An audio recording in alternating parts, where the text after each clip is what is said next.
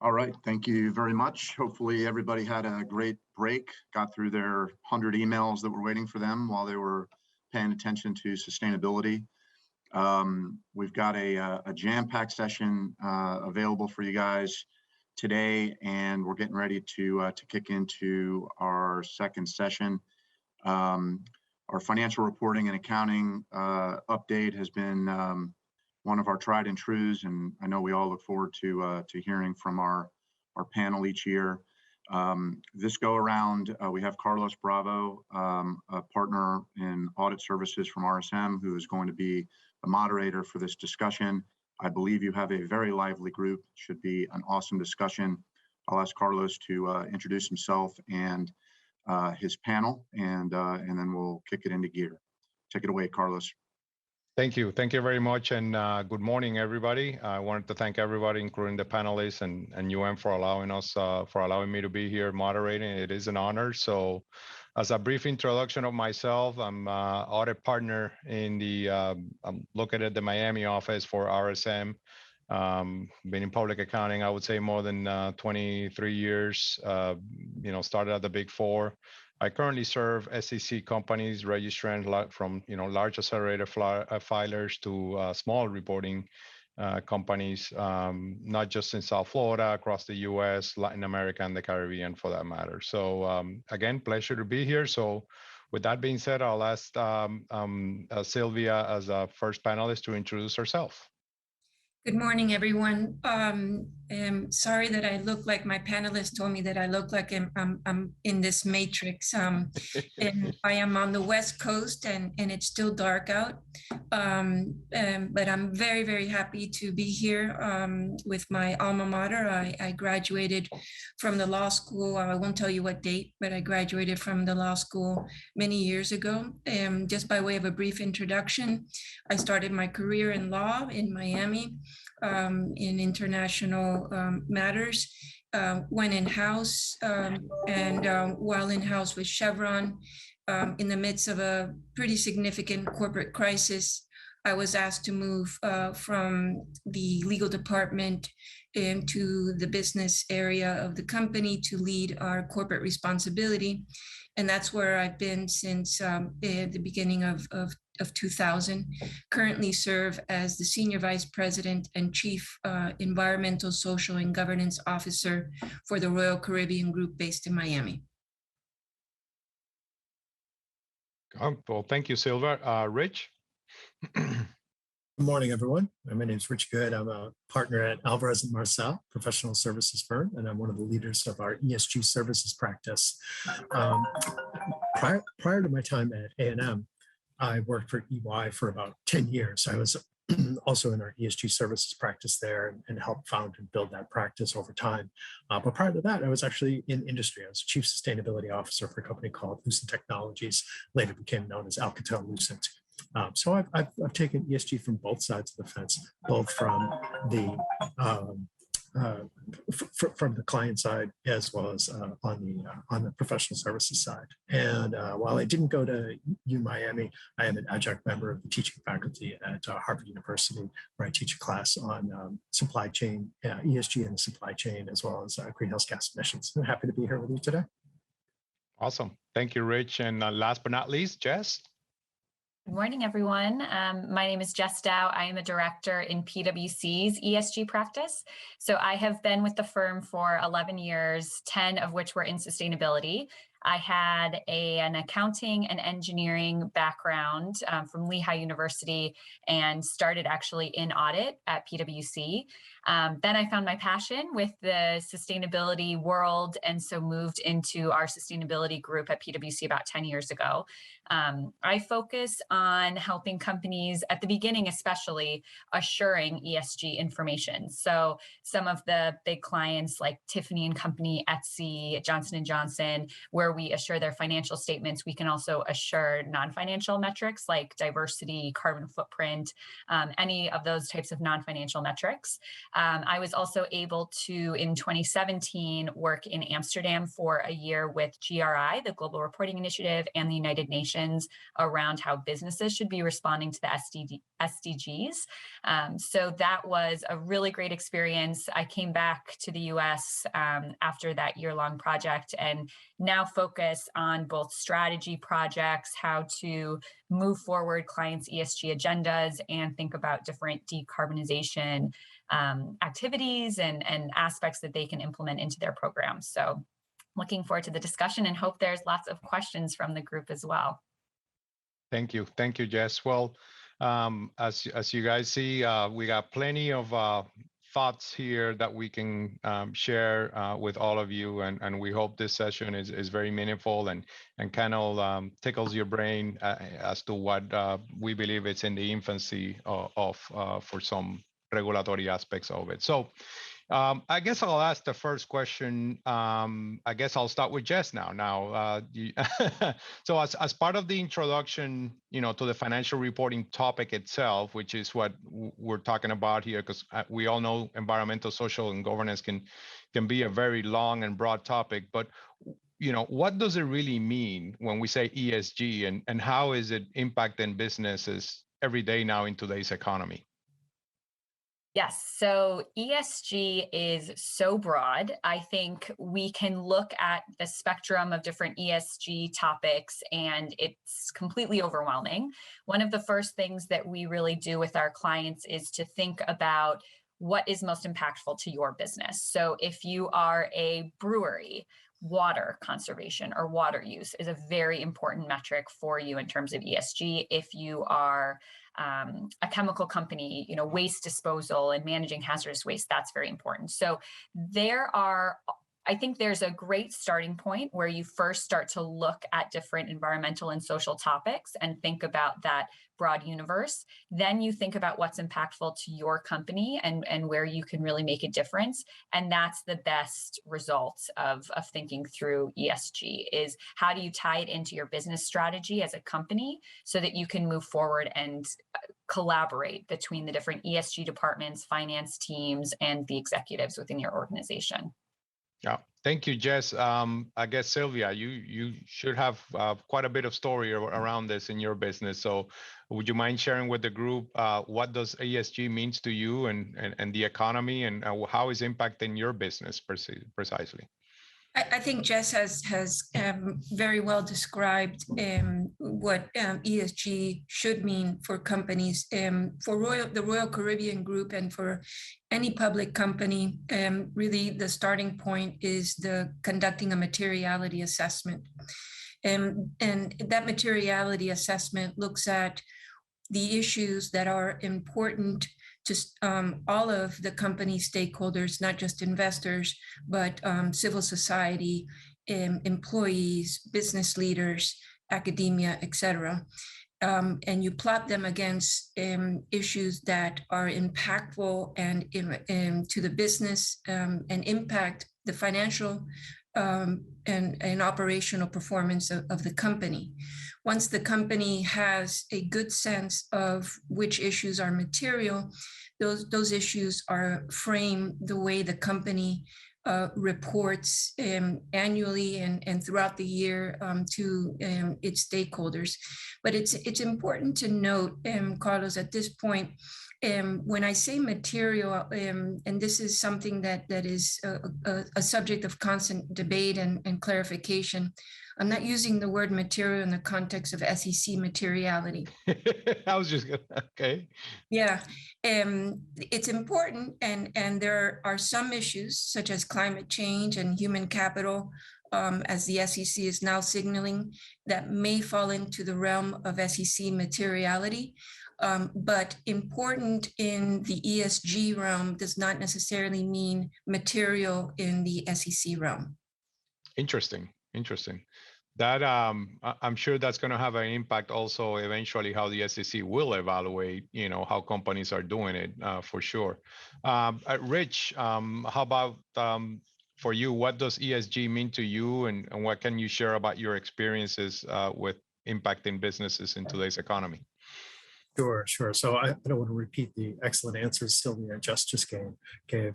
I guess maybe I'll take the answer from a little bit of a different angle, where when I look at the state of ESG reporting, say among the Fortune 1000 today, some of the largest companies out there, and I look at all the work that's been done, whether it's called corporate responsibility, sustainability, ESG reporting, all the amount of work that goes into that.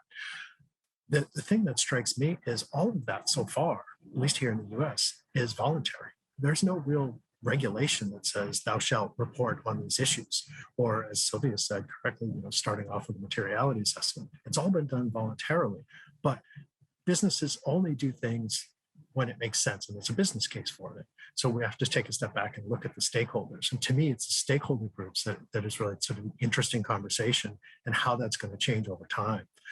The stakeholder groups have largely been, I sort of follow the 3 C's: customers, cost, and competitors. So you can, look at your business through a lens of sustainability, reduce your costs, have some innovation, please your customers, keep your competitors at bay. But now it's expanding. And, I think where we'll end up going with this around the investors as a key stakeholder, where they basically said to businesses, we don't care whether or not you believe in climate change. We're seeing, material in the true SEC sense of the word impacts to our investments. And we want to know, are you at risk? So I take a look at this more from the key stakeholder perspective and how it's changed over time. Because I know just in my role in professional services, for the first 5 years or so in professional services, we're lucky to kind of get a meeting with maybe an investment manager. And now we're typically talking to CEOs, CFOs, and general counsel in every single engagement. Yeah, Carlos, if I can note one thing, I think Rich has brought up an important point that there's really a paradigm change. And when ESG reporting started, it wasn't even ESG, it was corporate citizenship, corporate responsibility, corporate social responsibility. And back then, companies largely did this feel good, this is the good that I'm doing type of report, where it was not necessarily greenwashing. The company was still reporting issues that were important to them, but they were only giving really the positive perspective of their operations. Once globalism and multinationalism proliferated, along with the speed of communications, and multinationals their operations in remote and emerging markets were put on the spotlight, and what they were doing in Myanmar or in remote places in Africa became public. There was a focus on company impact. So reporting then turned into, this is how I'm managing my human rights, my social and environmental impacts. Then the paradigm changed to, hey, we're not only interested in your impacts, we are interested in how this company is contributing to societal progress. And that was largely prompted by Larry Fink's Dear Shareholder or Dear Issuer letter, basically saying, your financial performance is important, but we also want you to know how you're contributing to societal progress and on important issues like climate change.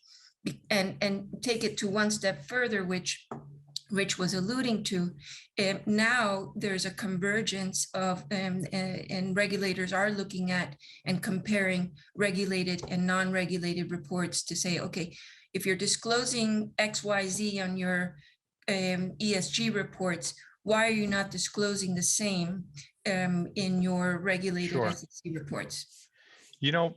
That's interesting, because it was almost, and that's sort of that's a great point for the next question. I myself as auditor, when we opine on financial statement, we go by a framework, right? For purposes of internal control, we have the good old COSO framework that I'm sure the audience knows about.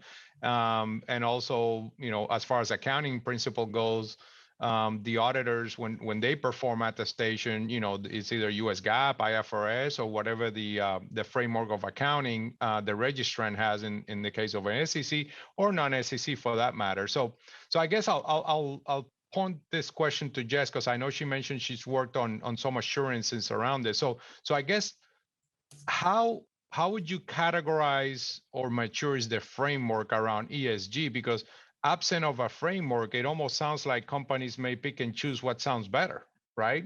And not really dive into the completeness of what the impact is. So Jess, Right. how would you say, how mature is this framework, if any, and or are companies adopting one just by consensus? Yes. And there's probably kind of two elements to that question. I think from the first side, when companies are reporting on ESG topics, there are a variety of frameworks that they can choose to report on, such as GRI, that Global Reporting Initiative, SASB, the SDGs, WEF. So companies can choose those different frameworks, but at this time in the US, it is completely voluntary reporting. So it really is up to the company to make that decision based on their key stakeholders and their ambition internally to decide what is their best path forward and what resonates well with their stakeholders. We are in the US seeing companies use SASB much more. So the SASB has specific metrics for a company's industry. Those at least can be comparable across the industry, which is very helpful. Or companies are still using GRI, particularly if they've been reporting ESG topics for a while. So that is great, I think, if a company is relying on some frameworks that are better established, that have certain definitions behind what these metrics mean, so that there is that consistent criteria and definition. From an audit perspective, when we start working with clients, that audit angle is also completely voluntary. There are very few industries that have any type of regulation over ESG metrics. Maybe some utility companies might have some energy requirements, but usually if a company approaches us asking for assurance over their carbon footprint, that is just because they want an independent third party to review that data and attest that there is nothing materially wrong with that information. So they're able to also kind of dictate to us what that scope of work is. So we've worked with clients, yes, we've worked with clients where we might just assure their scope 1 and scope 2 greenhouse gas emissions. I actually had a conversation this morning with a company who's interested in us just looking at their scope 3 product use metric, and to start looking at their methodology and thinking if that makes sense, and maybe we can point out some improvements that they could make. That is up to the company right now. We absolutely do challenge companies if they come to us and request that we would only look at their diversity metric, but only the number of women in this one region. We might say, wait a second, why aren't you looking at a more global picture? Why aren't you thinking about this from a different approach that captures and tells your story better? So we'll absolutely challenge that, but it is still in kind of still early phases. But I will say we are having more conversations as well, companies coming to us thinking about integrated reporting, which is more of what we see happening in Europe, where ESG metrics come in with the financial metrics into just that one integrated report. So that is all starting to shift because we've seen this great ESG reporting evolution over the last, especially 2 years, I would say. So hopefully we'll continue to see momentum. Interesting. Rich, what would you say around that question specifically? It sounds like people can, again, companies can pick and choose, and kind of like kids when they tell their parents they're good grades, but they don't tell them they're bad grades, right? So if there's no framework, what's stopping me for only making public, the good grades, right? So Rich, what are your thoughts around that and the hopes that this might change in the future? Sure. So Jess is right about companies being able to pick and choose because it's voluntary, and why not start with something you feel good about your system of internal controls over, the quality, accuracy, and reliability of the information. There's another reason a lot of companies go for assurance too, which is for points, CDP points, DJSI points, and certainly I understand that. And there's also a bifurcation where there's sort of the two types of well, there's limited assurance and review level, examination level, or reasonable. But there are also the type of standards, we're using, AT 101, a test standard versus something a little bit easier. So there are a lot of smaller boutique companies out there that perform audit services not to the AICPA attest standard. Right, And my view is over time, particularly with whatever the SEC may do later this year, early next year, is identify a few common metrics and suggest or mandate that they be assured, but in line with the same standard as your core financials, which means you can't hire an engineering firm to assure your carbon footprint anymore. You'll have to have your independent auditor do that, and have them do that to the higher AT 101 AICPA standard. So I look at some of the reasoning and see that evolution coming over into the core financials, and Jess brought up a good point about integrated reporting, just having them together. But a lot of companies, if you do pre-assurance services for companies, which I've done a lot of, and I'm sure Jess has too, the internal system controls the quality of the data, it just wouldn't stand up to a Big Four audit. So I think, my view is it's fine for companies to continue down this path, but I look at sort of the core indicators. And there was an article in the journal yesterday about the core ESG indicators. You have greenhouse gas emissions, renewable energy, diversity, perhaps at the board or employee level, and maybe worker safety.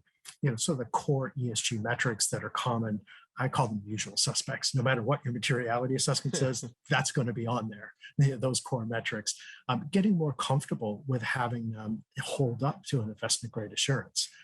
It's one thing, and it's always a good idea to start with your own internal audit folks. They're a good, friendly place that you can ask them to kind of look at this data and help get ready for that examination level, because it's sort of like Christmas. This is coming for sure.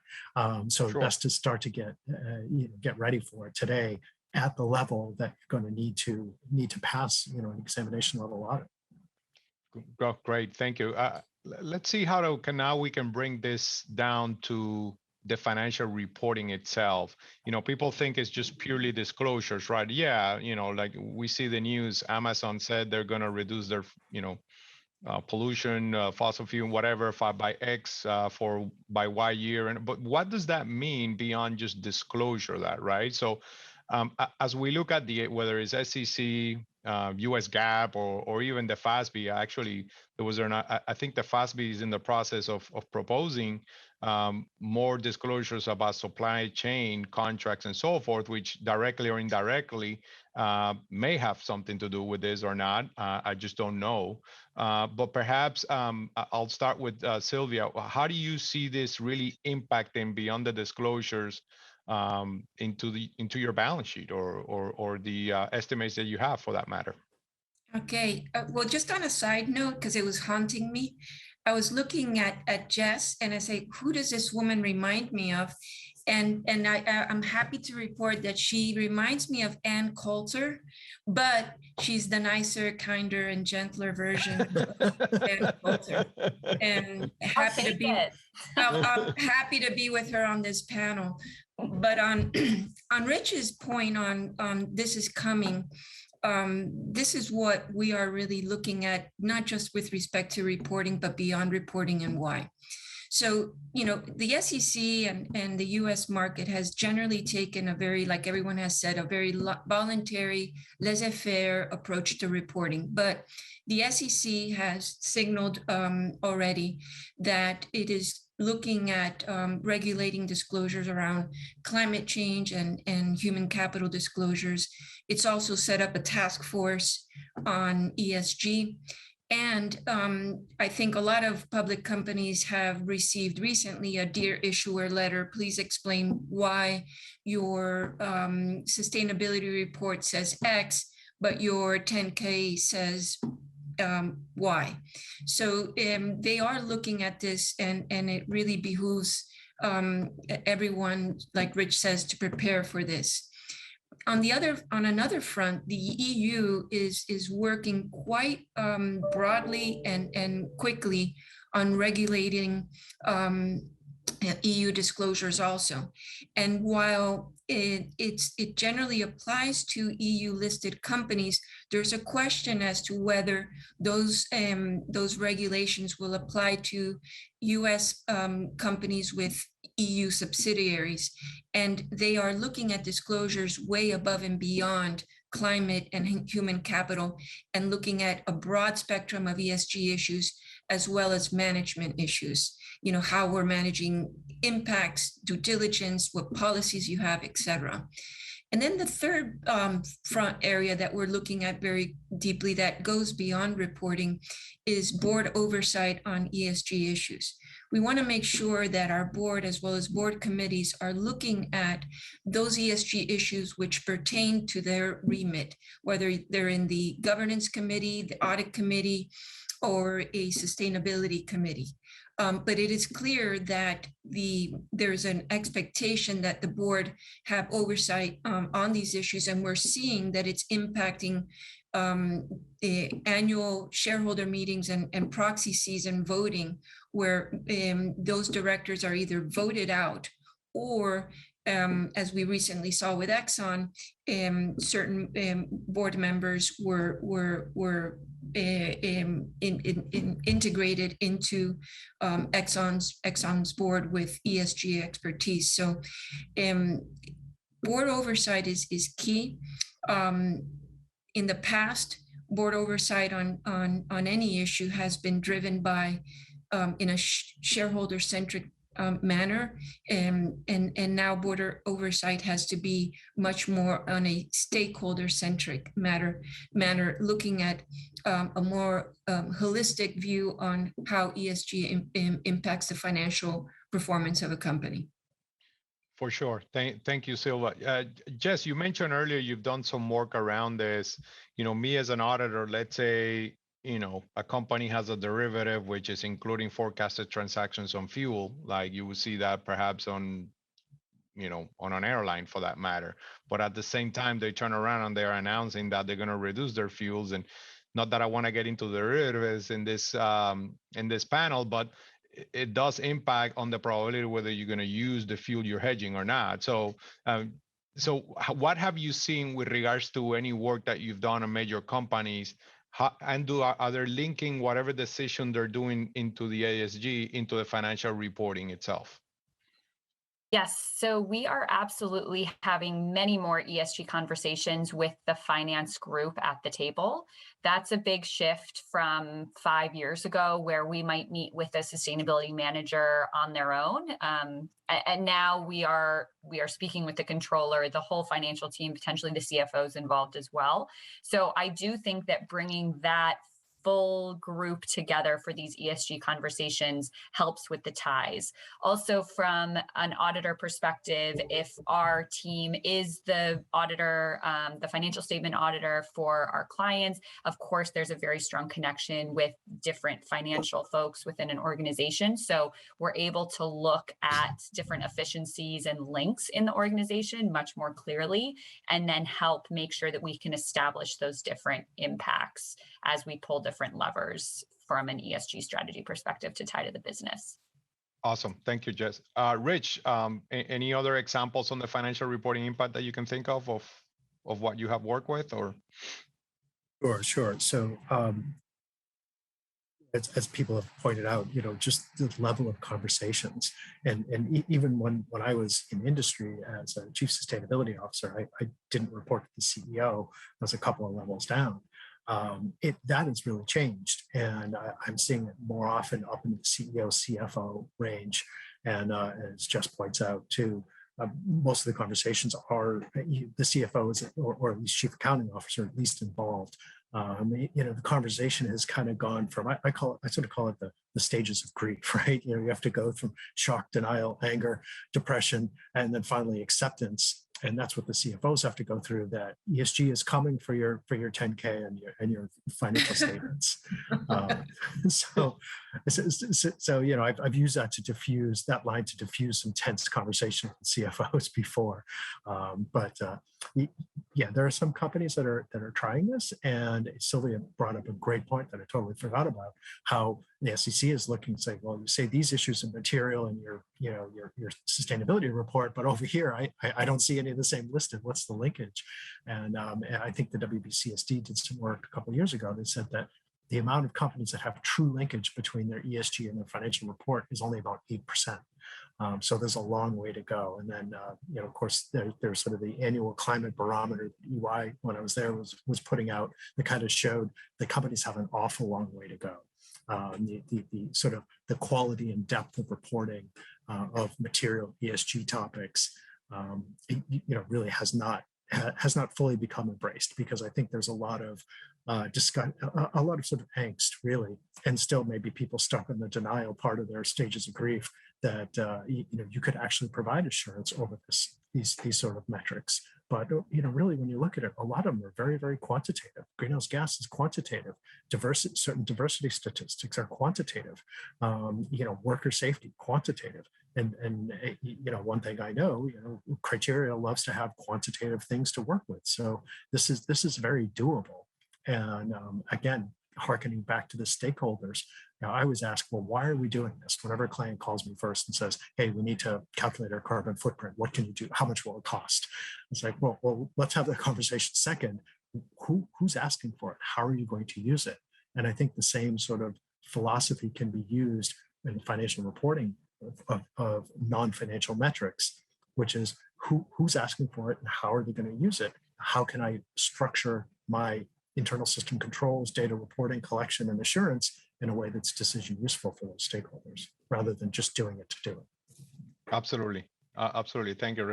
So let's go. We talked a little bit about, you know, the financial reporting, not just disclosure, but perhaps, you know, items that might be on your balance sheet that you need to consider for these, you know, programs and so forth. When we look at an operational risk, right? Everybody's talking now about supply chain, and perhaps Sylvia, I'll ask this question to you because I know you probably have dealt this with before. Is it gonna be a point that companies, it's not just about what I'm doing, but also about the people that I am engaging with as a vendor? And if so, you know, how far is that reach, directly or indirectly? I don't know if you've seen any program around that where, you know, I'm just requiring my vendor to have certain standard, no different than we do for cybersecurity. Absolutely. All ESG standards and good practices not only look at the company's operations, but the company's entire value chain and supply chain. And that's because it impacts the company's not only reputation, but costs, both of which can have a financial impact. So look at the example of Nestle that got discovered that it had labor abuses deep into its supply chain in the Thai fisheries. Wow. It had to promptly move to conduct due diligence and remediate and restore a lot of human rights that were being violated in its supply chain. So there is definitely a focus on the extended supply chain of a company, and not just to tier one, but you have to go all the way through to the entire chain of custody. And at Royal, we source a lot, from aluminum and steel for our ships to bananas to feed our, guests. And we source them from all over the world, and sometimes from large, sophisticated suppliers, but sometimes those suppliers, use their own subcontractors. So we need to do it a whole chain of custody to, let's say, our wild fisheries, as well as farmed fisheries, to make sure that not only are there appropriate labor practices in place, but also that their operations are sustainable because overfishing has become a significant problem for the degradation of the ocean systems, as well as our ecosystems that impact our not only livelihoods and economies, but also our health. Interesting. So I want to go back because of that. Obviously, we have the EPA and all that kind of stuff. You know, that's been out there for years and whatnot. But so when you look at those vendors, I want to go back to the original question. What framework do you use? Just, you know, or is it just the risk of reputation, or just kind of checking the box, making sure? Well, I shouldn't say checking the box, but perhaps it's a framework that the company adopted, or some of the frameworks that Jess mentioned earlier before. You use a due diligence framework. So for human rights, you have the United Nations Guiding Principles for Business and Human Rights, which in honor of John Ruggie, who recently passed away, and a dear friend of mine, I want to mention how groundbreaking those principles are. Every public and even private company is using those principles throughout the world, which means that you have to have policies, risk management practices, and provide access to remedies to your stakeholders on human rights, potential human rights issues, not only in your operations, but as well as your supply chains. For environmental impacts, you generally conduct environmental impact assessments, but there are also a number of standards, whether it's from the ISO standards or, as I mentioned, certification bodies such as the MSC and the ASC that you can use to test whether your suppliers are adopting the appropriate and responsible social and environmental policies and practices. Interesting. Thank you. Jess, what are your thoughts on this as well within the supply chain, and or have you seen within the scope of your work going that, you know, direct and indirectly into the company's impact on ESG programs? I think one of the key questions is just to take a step back at the company level and think through, where do I have the greatest impact? Where should I focus my time and resources to make the largest impact? And sometimes that is from a supply chain perspective. Other times it might be combined with some of your internal operations and thinking through your supply chain. So absolutely agree with the due diligence framework that was mentioned. That's extremely important. But yeah, I think some companies need to really just assess and I do think reputational risk does come into play, because you don't, from that Hershey example, you do not want that to be in the paper. And that can usually be an argument, at least from your sustainability ESG team, to make sure that you're getting the proper approvals and resourcing to make sure that you're able to track and perform the necessary due diligence so that you can avoid that reputational risk and make sure that you're doing the right thing for your company. So yes, I think overall assessing from an impact perspective, and we're seeing this is a connected world, your supply chain absolutely matters. No, reputational for sure. I mean, we all remember BP and the Gulf a few years back, and how much effort they had to take afterwards to cure that, if they ever did. So right, absolutely. And maybe one thing I'll just mention also. I mean, the people listening to this conversation now, as students, as a potential huge buying power for different consumer products and things, that I would say 10 years ago, it was more consumer product companies that had to have their sustainability reports really clearly articulated online, because the millennials, Gen Z care. I think that continues to be important. Different generations entering the workforce care about what their company does. You care about the products that you're buying. I know I make decisions to purchase products that have, clean chemicals, or that have the appropriate supply chains, that have transparency reporting on their website. So I think we're also seeing that has not only an impact just on the company itself, but on who they can recruit, their customer base, which can translate into revenue and sales as well. Yeah. You brought up a good point on generation. Certainly, I mean, it has impacted in other industry, even food industry, beverage, and people eat out more and people eat more conscious, and it's just a fact of generation. That's an excellent point. Rich, any thoughts around supply chains and indirect impact? Sure, sure. My colleagues here brought up excellent points, so I'm not going to mansplain the same thing.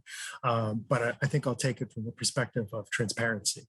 And I remember being at a GreenBiz conference out in Arizona a couple of years ago, where Annie Leonard from Greenpeace was up there and talking. She's just a great speaker, and she said it really well. Why is it my responsibility to determine whether or not the shampoo my 14-year-old daughter uses has endocrine disruptors that could impact her ability to have children later in life? That should not be my responsibility.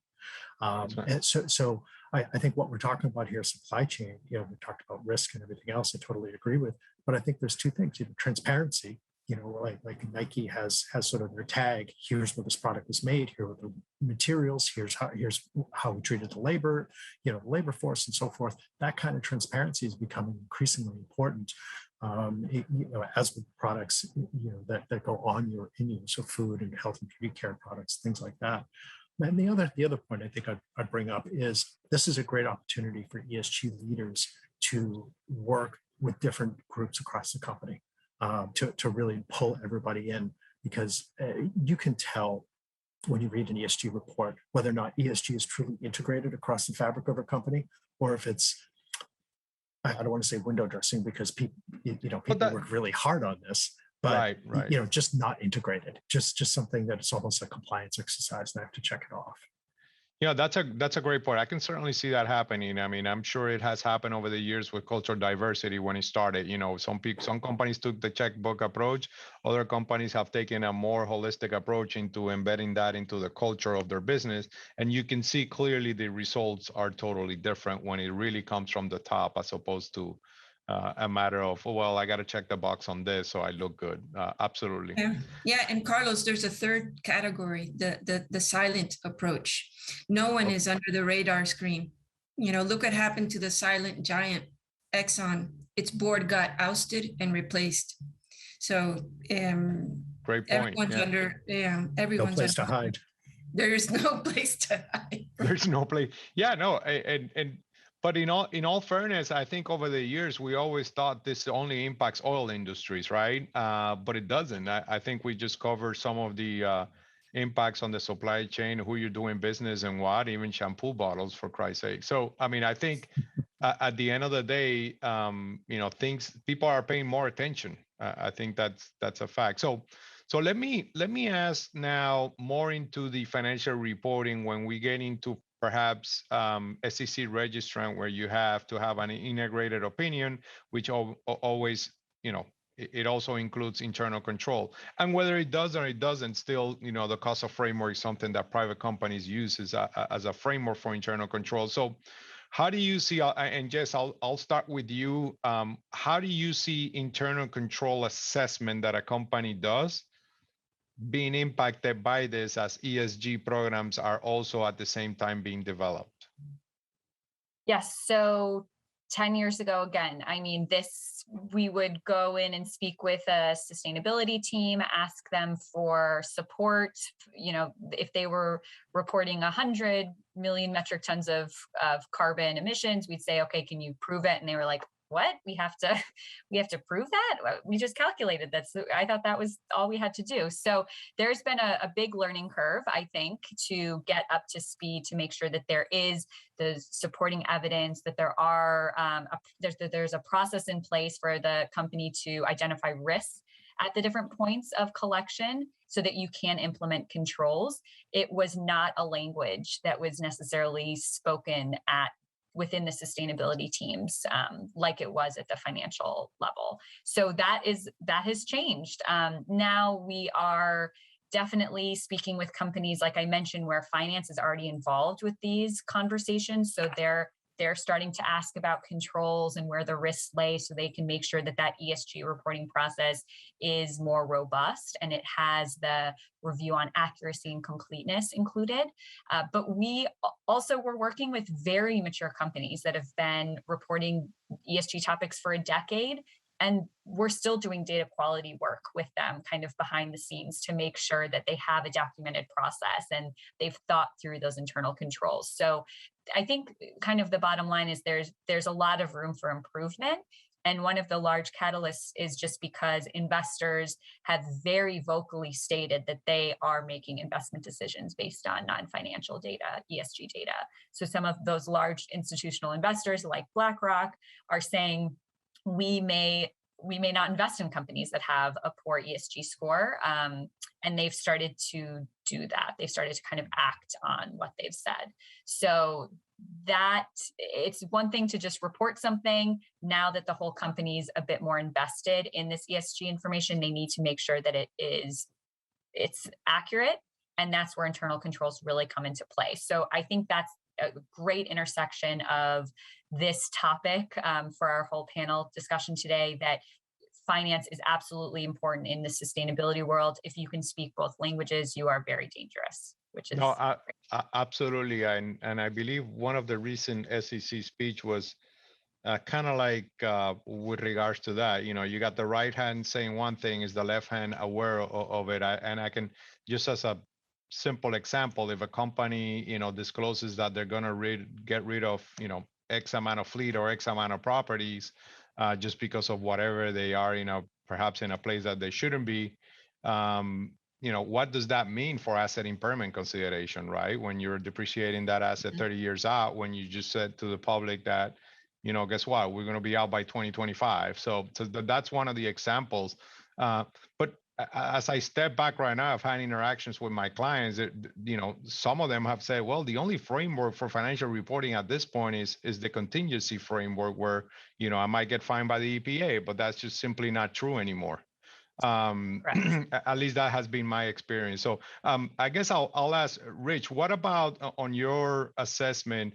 Do you dive into internal controls as far as financing, as you know, the metrics that impact eventually the financial reporting perspective at all? Sure. So in many cases, in many companies, the sort of ESG line and the financial line are still separate and don't really talk to each other very well. There was a piece the WBCSD put out a couple of years ago in collaboration with COSO, talked about the integrated of ESG risks into enterprise risk management. And I find that's a good first step, talking with enterprise risk management, because they filter and work very well with the financial, you know, the chief CFO, I would say, the CFO's office. So I guess step one is helping identify the ESG related risks. And of course, TCFD is a great framework to do that. It's Task Force for Climate-Related Financial Disclosure. But then working with, and just a note on that, by the way, you don't have to have a material ESG risk. You know, the investors are really just saying, do the work and tell me whether or not any of the risks you identify are actually material. It's not saying you have to. You know, if you're a steel company and you say greenhouse gas emissions are not material, maybe you didn't do it right. But you know, you take those risks, work with enterprise risk management, and then facilitate that with the office of the CFO. Because just knocking on the CFO's door and say, hey, you know, I think some of these risks are material, we have to put them in the report, it's not going to go very far. You have to have that sort of multi-stakeholder conversation, because this is new, and new is scary.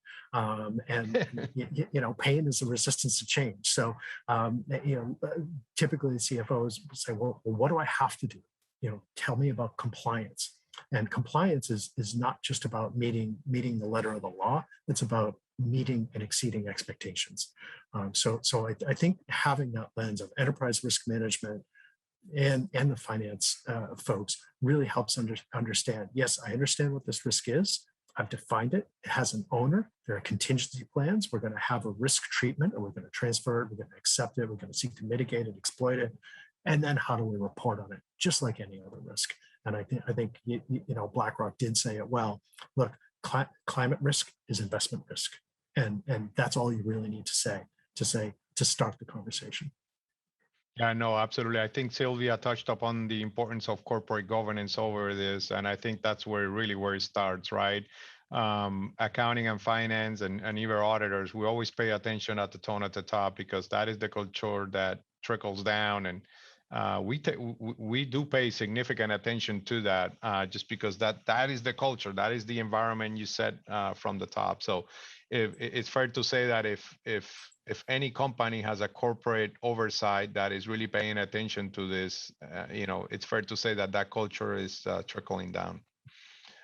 So I'll go for the last question before we go into the Q&A, perhaps. So, and this one is kind of related, at least to the profession of CPAs for the most part. So I'll start with Jess on this one. So, and it seems like you're already doing this. So I'll be interested to know, how does that opinion look? But in any way, do you see, as regulators, whether it's the FASB or AICPA, adopt a formal framework? How do you see this as an attestation requirement, if you will, moving forward for, perhaps companies, because they feel like they want to share this with investors by an independent opinion or some kind that they are in compliance? Mhm. Jess? So there absolutely has been a lot of formalization within those organizations like the AICPA to have a specific sustainability assurance guide. That is something that many of the assurance providers provided feedback on. I know PwC, I kind of led that feedback round to help make that a true sustainability assurance guide. So that is what we would leverage. We operate our assurance standards for ESG under the AICPA. We use that sustainability reporting guide. But because there are so many different environmental and social metrics, we do still have to kind of assess sometimes and see what is the best testing approach based on the way that this metric is collected or reported. In terms of those frameworks requiring any certain information, I'm not sure what that will look like. I mean, I know from a regulation perspective, we are expecting the SEC to likely have a disclosure requirement around carbon emissions, likely scope 1 and scope 2. And there's some buzz around maybe scope 3 would be required, maybe D&I metrics might be required. That would likely be announced in January of 2022 for disclosure in 2023 for companies, so on 2022 data. That would be the first step. So that would just be a disclosure requirement, and then an assurance requirement would follow. And I think many companies, though, are thinking, okay, if the SEC is requiring something for me to disclose something, I want to feel confident about that. And so I want to proactively have an independent review from my auditor just to make sure that I feel really comfortable with that information. Without a doubt. And actually, personally, I audit financial institutions as well. I see possibly in the future, the SBA making sure that whoever they lend money, they have some sort of program around that and or certification around what they say they're doing to be environmentally conscious. Right. Rich, how about you? Well, as usual, just sort of hit the main subjects. So, I think when it comes to the frameworks, for reporting and attestation, a little bit of a crystal ball about the SEC's expected direction. I'm not sure I see any new laws or really rulemaking. I see a lot of enforcing existing guidance, but adding ESG or non-financial topics to the concept of materiality.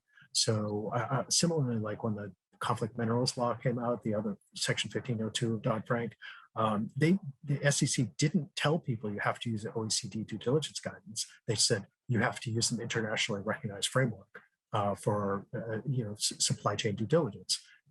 Of course, there was only one. Similarly, I suspect the SEC may say something about you have to use an internationally recognized framework for understanding climate-related financial risks. Of course, there's only one, TCFD. So I don't know that they'll be very prescriptive, because the SEC's learned about court cases and things like that. They want to have rulemaking that is durable.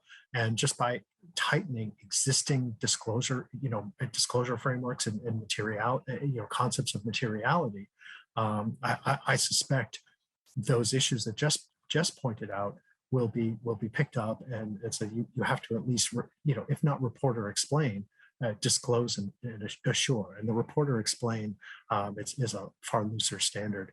So I do think it'll fall into disclosure and under existing rules versus new rulemaking. Yeah, absolutely. I do feel, and I could tell you as an auditor, we get very hesitant on opining on something that doesn't really have a framework.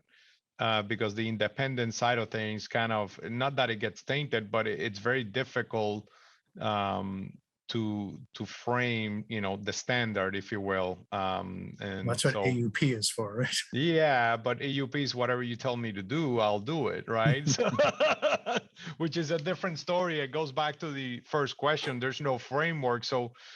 Can companies at this point pick and choose, and how do we ascertain completeness, right, of the program in a way that is framework? And I think Sylvia mentioned this earlier. Again, I want to go back to the corporate oversight, because that's really where it starts. So once auditors and perhaps integrated auditors or companies for that matter, they start from the top, operational risk, and then they slice and dice which operational risk eventually are going to have a financial reporting impact, by considering many things, the velocity of the risk, as well as, to some level of extent, the materiality of it, right? So I think the need for a framework is absolutely necessary, so that perhaps the profession can actually perform, compliance, attestation in a way that is consistent across the board. So if I could just jump in on that. Absolutely. I do think the profession needs to be careful. I remember when the WEF metrics came out a little over a year ago, there was some really good stuff in there, but a lot of people did come back and say, another framework? Are you kidding me? Exactly. So if there's Very yet true. another framework, I don't think the big four should come together and make another framework. Ideally the rulemaking comes from the SEC, and it's clear and not too ornery that's going to get immediately sued and tied up in court. The one thing I've learned from my many years serving companies is that companies like to know the rules and have a consistent standard that they can meet. So whatever it might be, if it's loosey-goosey and says, oh, well, pick a framework, you're going to see reporting all over the place. Whereas if they say, we want you to use greenhouse gas protocol to calculate scope 1 or 2 emissions, and we want it assured to, AICPA standards using FRS, ET 101, whatever. I think while companies may not enjoy the extra work and burden and spending the extra money on the audit fees, they will at least say, at least what you're asking me for is clear. And I know I just read this morning that some of the big private equity firms are coming together to make a reporting standard for their portfolio companies. That's not rulemaking for public companies. It's for their portfolio companies to then share that information with their LPs, with their limited partners. But having yet another group come up with yet another standard, I don't think is the way. I don't disagree. Absolutely. I think we want to keep it consistent, but we want to keep it simple. Right. Or perhaps to the point, Sylvia, you were going to say something, or? Nope. Oh, no, sorry. Actually, that's if I why, could add, that's why we hire people like you guys. out of my realm. Jess? I do know that, yes, this is absolutely a pain point for everyone involved with sustainability reporting. If you're the company, the one collecting the data, the assurance provider, and I think the frameworks are listening. And I do believe SASB and GRI are working together to try and find a way to bring their frameworks together and standardize that. It's a challenge because, they have different approaches that they believe are very relevant for setting up those metrics, and how do you then combine it? But hopefully some of the students on this call can just make that happen. Join one of those organizations and create that framework we all need. And maybe it's as simple as modifying the COSO framework, right? It has been modified before. So right. I think the latest one, is 2013. I think, the original one was years before. So it might not be a new one, but rather a revised and improved. So I guess I'll stop here and see if there's any questions for the panel. I'll ask the IT team to kind of confirm that. All right, we do have a question. Is sustainability and sustainability reporting here to stay or just a fad? I hope it's here to stay. Yeah, My our job job's relies on dependent. I mean, honestly, I mean, how would companies be able to go backwards? You know, I think we picked a few companies, you know, already. How would you be able to report less? So, for example, I mean, somebody had said, "Well, aren't you nervous if the SEC comes out with, you know, all you have to report is DE&I statistics and greenhouse gas emissions? Aren't you nervous that clients will drop their entire ESG program and only report on those two things and call it a day?" There are a number of stakeholders involved here. There's customers. You have to keep your competitors at bay. So I just look, if COVID didn't kill ESG, nothing's going to. True. And I'll just add, maybe sustainability is a fad because it's going to be integrated into business. It would be so great if we didn't even need separate sustainability teams, if that was just part of normal business operations and everything worked together. That would be ideal. If you're having facility managers tracking energy usage and that's all being reported up just to monitor from a cost and savings perspective, that would be fantastic. So that would be the only thing I can think of, is if you truly bring it together to completely incorporate it into your business.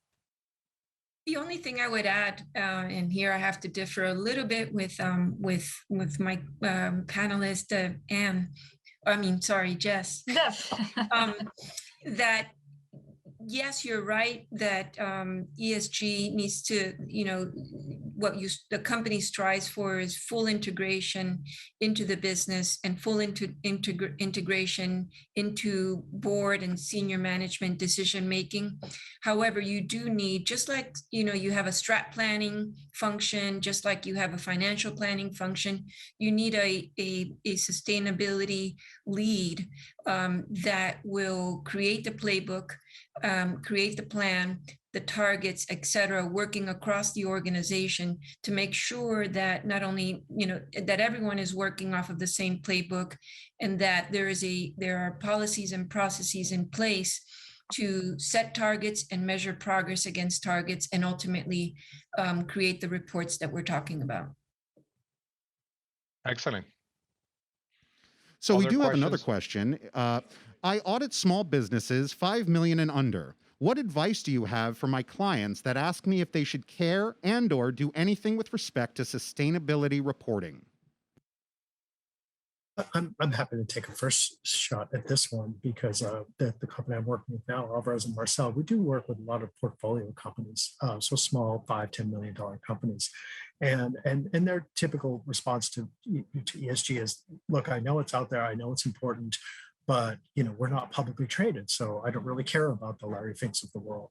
And then what usually happens is they get a survey from EcoVadis that says, tell me about your ESG program. And if you don't, we may not do business with you.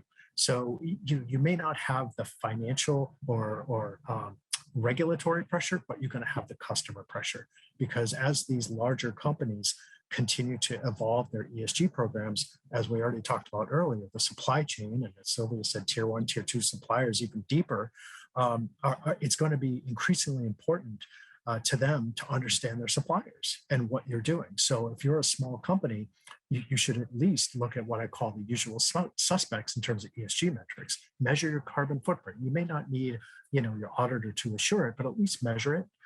Report on your DE&I statistics, your worker health and safety, maybe board level governance, diversity at the board level. We're talking about a half a dozen things. We're not talking about a 50 items. And you can even do a materiality assessment. That's a good first step for any company, regardless of your size, just to understand what the core issues facing you are. And then you're ready to meet your customer needs. Because if you operate under the assumption the customer's always right, then you really should go forward with at least starting an ESG program, regardless of your size. Absolutely agree. Companies of all sizes are getting those customer requests. If they are not ready, it is a scramble, or worse, you're providing inaccurate information. which you absolutely don't want to do. And then, yeah, so I think the other key is just take control of your narrative. No matter the size of the company, you are likely having great efforts. You are likely monitoring your energy usage or water consumption, or you have volunteering events or community engagement. Why not just take charge of that, all of those great things that you're doing, and be able to communicate that effectively? If for nothing or no one else, your employees, so that they're proud of where they work. I think that's always a very important stakeholder. So if the customer side doesn't sway you, maybe your employees and being that better place to work might be a compelling argument. Yeah, Absolutely. the only thing I would add to those brilliant answers is that whether you call it ESG or sustainability or not, there are so many functional equivalents to ESG or sustainability in your business that you may not know.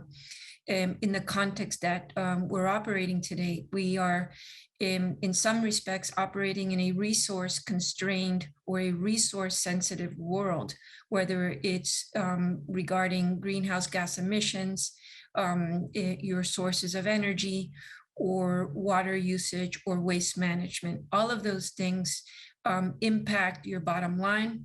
I think regardless of a company size, these issues are important to the long-term sustainability of your business. Without a doubt. And I would also add as a moderator, that is just good business. I cannot find a person that would be a client of any company, no matter how small or big, would be. They might not come into your door asking for the ESG program, but the minute they find out that you don't have one or that you don't care, I think that's just off, that's just going to be bad business.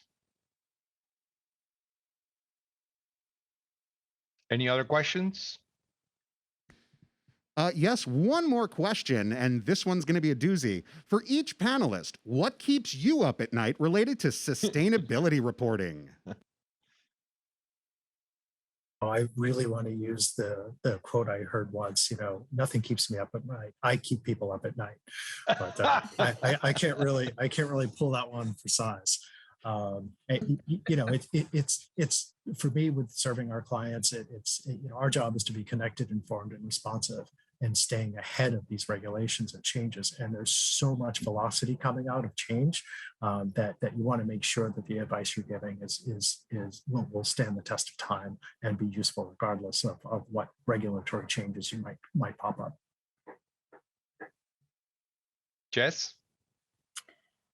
Yeah, I mean, honestly, right now, what's keeping me up at night is just all of the requests that we're getting of companies wanting help with ESG reporting, which is a really great problem to have. This is a problem I've been craving for the last 10 years.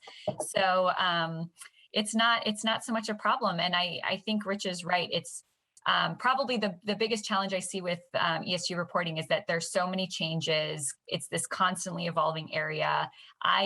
I feel I have empathy for the companies that are going through this and trying to navigate. So I guess we're just all kind of doing the best that we can, using the best knowledge and insight that we have. And we're on this journey together trying to make a difference. And that's kind of the most important thing. Sylvia, you can say COVID-19, given that you're in the cruise ship industry, but I'll let you answer that one. I think actually we all are resting quite comfortably with the safety and health protocols that we've established. We're safer than Main Street, to tell you the truth. We've had a minimal incident rate. No one has gone to the hospital. No one has suffered anything other than symptoms. And we have processes in place to isolate and even, evacuate people out of destinations and take them to back to their home in a safe way. So it has taught us a lot, but I think we're reaping the benefits of that, and we're back to a healthy sailing. In fact, on Sunday, I'm boarding one of our ships in Alaska. But what keeps me up at night, but in a good way, is climate, because we're facing some very strong physical and but especially transition risks, which impact our operations and our assets.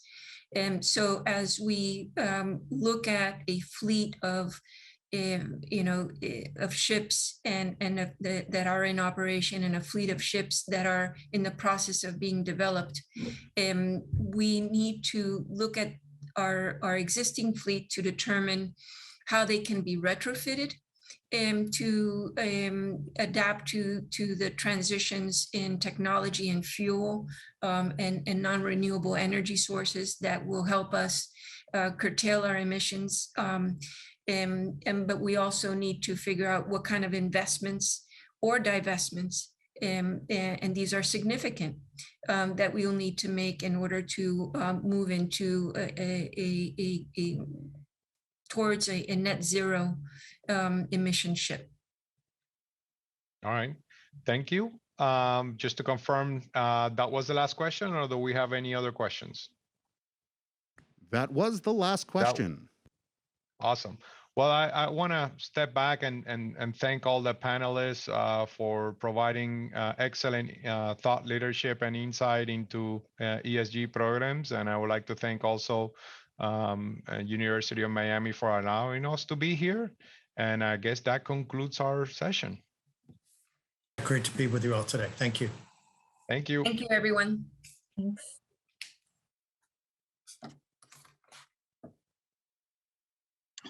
All right. Thank you to that panel. An inspiring conversation. I'd have to say that Rich's answer to the question about what keeps us up at night is probably our ESPN highlight. He keeps everyone up at night. So that's the winner. If it were sports, he'd be on TV right now. But the panel was awesome. Just a terrific and inspiring discussion on sustainability. I know I learned a lot. Hopefully, all of our folks did as well. So we are now up to the suspenseful part of our program, which we do each year as part of the forum, and that's to recognize faculty and others who participated with the accounting department and the Herbert Business School and the university overall. And this year will be no different. We've got a couple of really great award recipients, and I know the suspense is equal to that of the Oscars. So hopefully everybody is sitting down in anticipation of our presentation. So I'm going to turn it over to our accounting department chair, Miguel Minuti Meza, who is going to talk a little bit about the awards and the award recipients, and hope everybody enjoys it. Thank you. Hello, everybody. My name is Miguel Minuti Meza, the accounting department chair. Thanks to all of you for being here, for supporting our forum. I want to make a mention of our 10 sponsors. Thanks a lot for your support to our department and to our school. Thanks to our fantastic speakers. Thanks to Mark.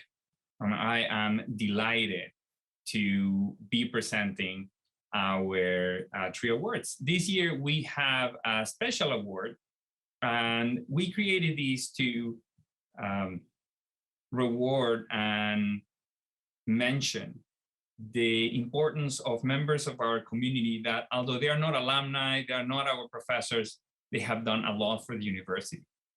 So we created this Distinguished Engagement Award, and we are happy to have this year Richard Berkowitz.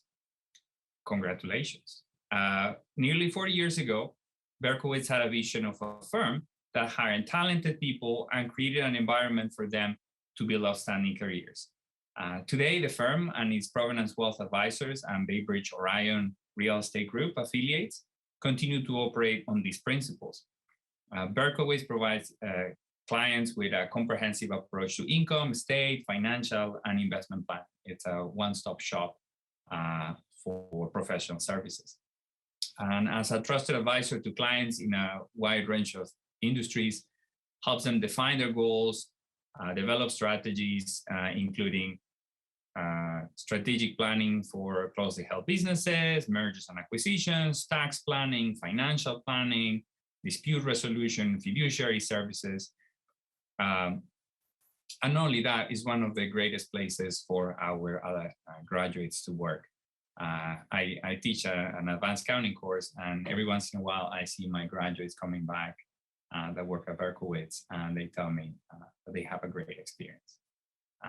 So a round of virtual applause to Richard for getting this award. Thank you very much. Thank you very much. We're so happy to be involved with the University of Miami, and we have so many graduates of the accounting school and the business school that are leaders in our firm, and they're taught that leadership at the University of Miami. And as a proud alum of the law school, I'm so happy to see that in our firm there are certainly just as many Canes as Gators and Knowles, and we're all real strong advocates for the Canes. So thank you very much for this recognition. It's very much appreciated. Thanks, Richard, for all your commitment, and we hope that it will continue for a long time. Now we're going to move into the Faculty of the Year Award, and this is to Professor Shirley Dennis. She received her PhD from the University of Miami and returned to UM after teaching at University of Hawaii Manoa and Cal State University Hayward. What distinguishes Shirley, besides other things that I will enumerate, is her outstanding involvement with students, committees, accreditation processes, university processes. She is very highly concerned with us giving high quality teaching and high quality experiences to our students. She's a CPA licensed to practice in Florida. She's a past president of the American Taxation Association. She has served in the AICPA. She has received multiple outside awards and awards, teaching and commitment. And in particular, when going through her CV, she has produced this textbook called Taxation for Decision Makers, which has been edited 17 times. So we can say without doubt that Shirley is one of our faculty that has left a mark in many generations of students. And we hope that she continues to do so. So another virtual round of applause for Shirley. Thank you very much. I feel so honored to receive this award and to have the opportunity to work with such wonderful colleagues here. In the over 30 years I've been teaching here, many things have changed, especially in the last 2 years with the hybrid classes and trying to teach while wearing a mask. But the one thing that has been great have been the students. Many of my former students who are now successful professionals are here today. So I want to express my thanks to all of them, in addition to my colleagues, for honoring me here today. Thank you so much. Thank you, Shirley. Thank you for all the work you do. And then finally, we have an Alumni of the Year award. And I'm happy to say that we kept this a little bit secret because we didn't want Mark Margolis to know that he was a Master of Ceremonies and he was also getting this award. So Mark is a Senior Partner, Corporate Tax Reporting at Grant Thornton, National Tax Managing Partner, Southeast Region Practice Leader, Florida Tax Practice Leader. He's the ultimate taxman. Every one of the lines in his resume and his bio has tax on it. But especially, he has established an endowed scholarship. He is going to be an adjunct professor for us in the spring in a course that he offered to develop, and I think it will be a great addition to our curriculum. He has been in our advisory board, now called Advisory Council, for I believe 8 years, and he's a founding member of that council. So he has helped us in numerous things, improving our curriculum, developing our external network of friends and family. Several of you are here because Mark brought you in, or Mark has made sure that you continue being on our network. So final and very loud virtual applause to Mark. Wow, Miguel, thanks so much for that. You absolutely surprised me. I nearly fell out of my chair. Not something that I ever look for is recognition or awards. So I'm unbelievably humbled and appreciative of you guys recognizing my service and my commitment to the university. It really comes from my heart. And, you know, it's funny, I was thinking as I was listening to Shirley, I'm one of those students, right? Shirley must have been like 20, I guess, when she was teaching me, but, you know, faculty like her, you know, helped make me the person and the professional that I am today. I've been giving back to the university ever since I graduated, and it has been my absolute pleasure. I've loved all the opportunities that I've had to join the different boards, to get involved with the department, with the business school, the university at large. The UM has truly been a family for me, and I know that I would not have had the success professionally that I have without the foundation that the university gave me, and most specifically the faculty. So Miguel, a big thank you to you and Shirley and all the others for great relationships over the years. I am supremely loving working with you guys. I'm looking forward to teaching in the spring. That's going to be a lot of fun, and look forward to watching the university grow and develop. So thanks a lot. Really appreciate it. Thanks to you, Mark, and welcome to the other side. You'll get to see. So next to these awards and these people that we hold close to our hearts, I want to talk a little bit about what we've been doing here for the past year. As a message from professor and leader of our institution, Julio Frank, has said, we just went through one of the most difficult times in two sectors, especially impacted by COVID-19, the combination of education and medical services. We went into this with a great deal of uncertainty, but all our faculty, our students, and our outside network really supported us in going on with the education of young and not so young students. The university set up clear, sometimes changing rules, but that helped us to navigate going from complete shutdown to a partial reopening, online only, hybrid, and now predominantly in-person classes. Happy to report that it's been about a little bit more than 6 weeks since the fall semester started, and there are no major incidents. I hope to say that at the end of the semester, we can tell the story of business as usual. However, we came out of this crisis with growing enrollments, more undergrad than ever before, more grad students than ever before. Our accounting programs continue to have solid enrollment from all levels. And then we hope to motivate several of the new undergrads that we accepted, somewhere in the number of 20% more than prior years, to become accounting majors and eventually our master students and be members of the profession. We had a unique opportunity to rethink our online programs. In particular, we started with a redesigned MBA. This MBA is called U Online MBA. is going to start in January. And this is very different to the online courses that we've been offering before or the online programs. We have a new online partner, and the course will be probably better than we've ever done. It has our best faculty.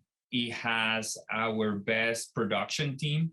It has production help from outsiders, and I encourage you to take a look at it and tell your friends, everybody in your network, to check out the online MBA.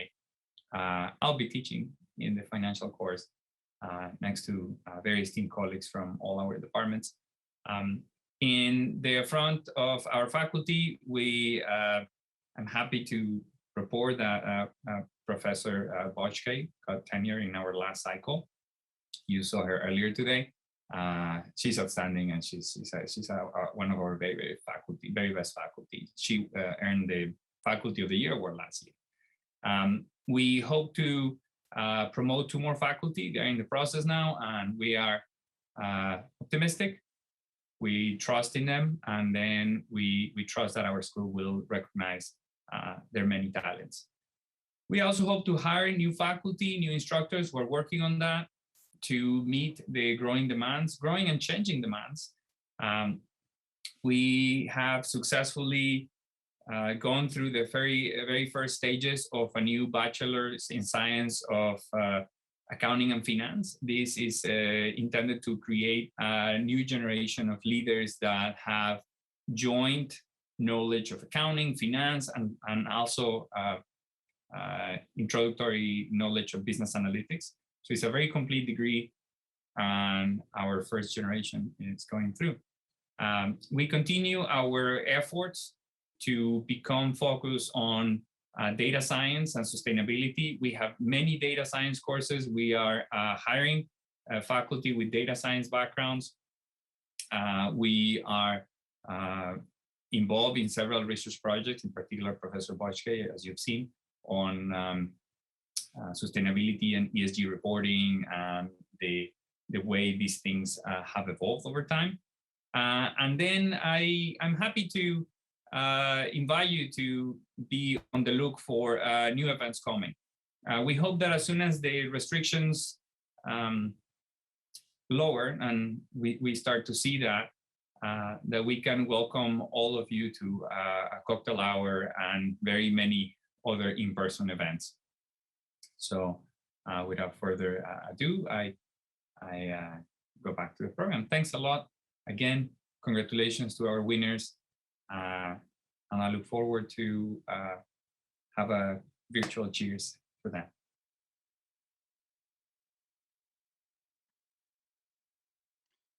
All right, thanks, Miguel. Appreciate it.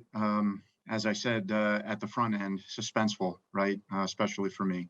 So congrats to all the award recipients, all really, really well deserved. And Miguel, thanks for that update. That was great to hear as well. So we're actually a little bit ahead of schedule right now, which is unbelievable in these virtual environments. So we're going to give you a little extra break to stretch your legs, take a bio break, check some emails, make some phone calls, or go grab some food. And we're going to come back at 12, and we're going to start our third session. So be back promptly, and we'll see you soon. Thank you.